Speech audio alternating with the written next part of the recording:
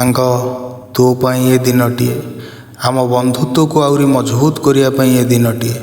ସାଙ୍ଗ, ତୁ ମୋ ପାଇଁ କ'ଣ ଲେଖୁ ଲେଖୁ ଯେତେ ଲେଖିଲେ ବି ସରିବନି, ବହୁତ କିଛି ରହିଯିବ। ହେଲେ ତଥାପି ଆଜି ଏ ଦିନରେ ତୋ ବିଷୟରେ କିଛି କହିବାକୁ ପଡ଼ିବ। ତୁ ମୋତେ ଦୁନିଆରେ କେମିତି ଚଳିବା ଶିଖେଇଛୁ। ନିଜ ଲୋକଙ୍କ ସହିତ ସ୍ନେହ, ଶ୍ରଦ୍ଧା, ଆଦର କେମିତି ବାଣ୍ଟିବା ସେଟା ମଧ୍ୟ ଶିଖେଇଛୁ।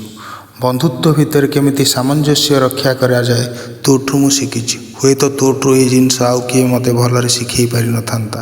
ସାଙ୍ଗ, ତୁ ଗୋଟିଏରେ ଗୋଟିଏ। ମୁଁ ବହୁତ ଚେଷ୍ଟା କରିଛି ତୋ ଭଳି ହେବା ପାଇଁ, କିନ୍ତୁ ହେଇପାରିନି। ସାଙ୍ଗ, ତୋ ବିଷୟରେ କହିଲା ବେଳକୁ ମୋ ଆଖିରେ ଲୁହ ଆସିଯାଉଛି।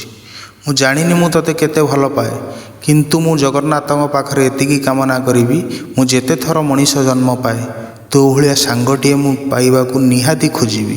ଠାକୁରଙ୍କ ପାଖରେ ଏତିକି ଅଳି ମଧ୍ୟ କରିବି। କଥା କହିବି, you are my lovely brother from another mother.